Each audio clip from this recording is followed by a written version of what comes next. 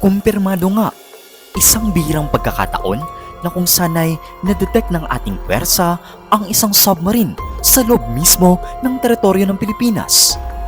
Napag-alaman na ito pala ay isang Russian attack submarine ang sumulpot bigla sa West Philippine Sea ayon sa mga source ng seguridad.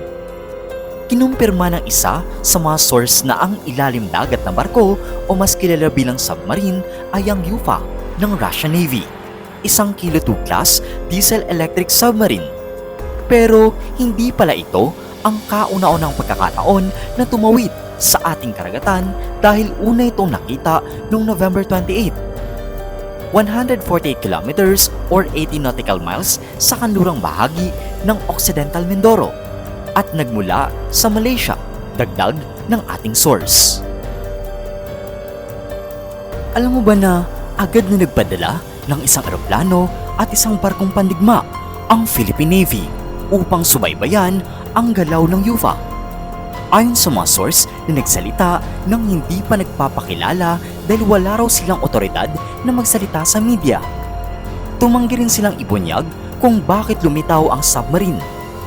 Gayunpaman, hindi lumubog ang Russian vessel habang mabagal itong gumagalaw patungong Hilaga, palabas ng teritorial na katubigan ng ating bansa, hanggang sa katapusan nitong linggo.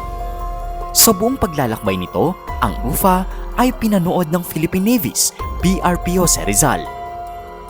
Ang Kilo-class submarine na may bigat na 4,000 na tonelada at kayang magpatrol ng 45 na araw at ito ay dinesenyo ng Soviet Union noong dekada 1970 pa at dumaan sa mga upgrades sa mga sumunod na taon.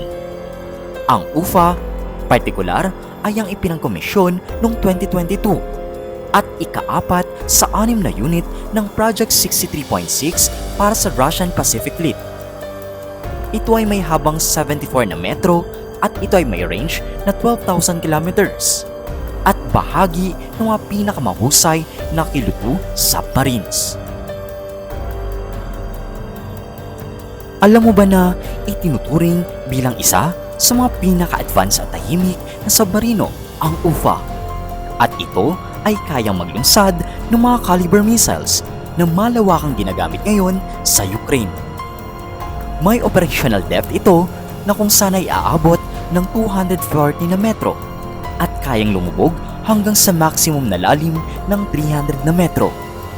Hanggang ngayon, hindi pa tumugon ang tagapagsalita ng Philippine Navy para sa West Philippine Sea sa isang kahilingan para sa komento.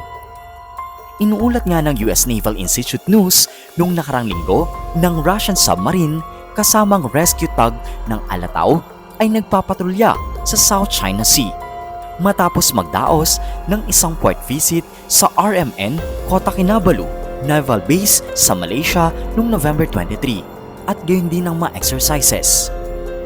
Dumaan din ito sa Indonesia para sa unang pagkakataon noong unang linggo ng Nobyembre.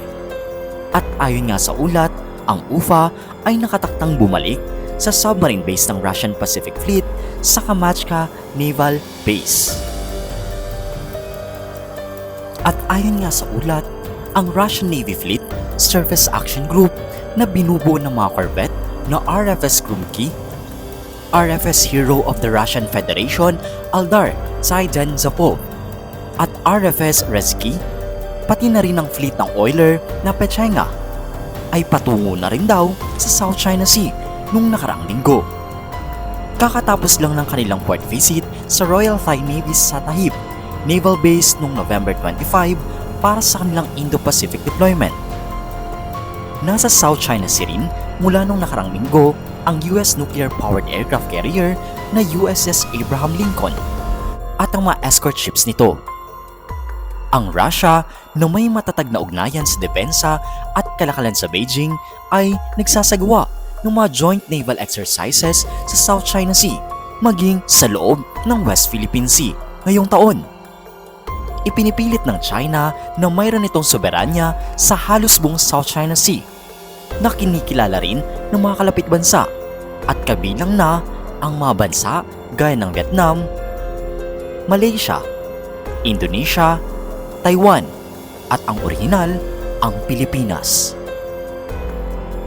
At nagbigay din ng komento si Senate President Jinggoy Estrada ng presensya daw ng Russian attack submarine sa West Philippine Sea ay sadyang nagpapataas ng panganib ng mga hindi pagkakaintindihan at alitan sa isang rehiyon na sensitibo na.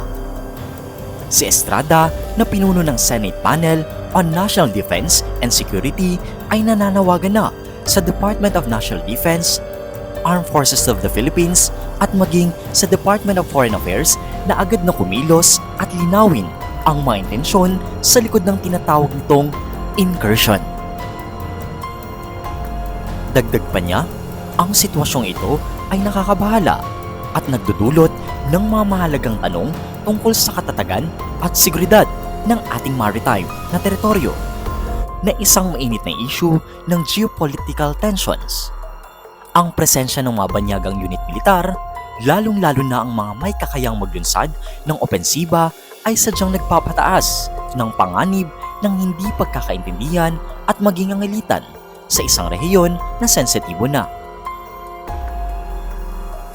Sa mga technical na detalye, alam mo ba na ang UFA na submarine ay isang ikatlong henerasyong diesel-electric powered submarine at siyang ang ika-4 sa 6 na unit na ipinagkomisyon sa Kilo 2 class. Ang submarine ay may bigat na humigit kumulang 3.9 na tonelada, may habang 74 na metro, at may estimated range na 7.5 nautical miles. Ito ay may kakayang lumubog hanggang sa lalim na 300 na metro. Sa mga armas naman, namumukod tangi ang UFA dahil ito ay nilalagyan ng modernong caliber PL cruise missiles at iba pang uri ng torpedoes, kabilang na ang 5665 ASUW at ang Test 7176 ASW.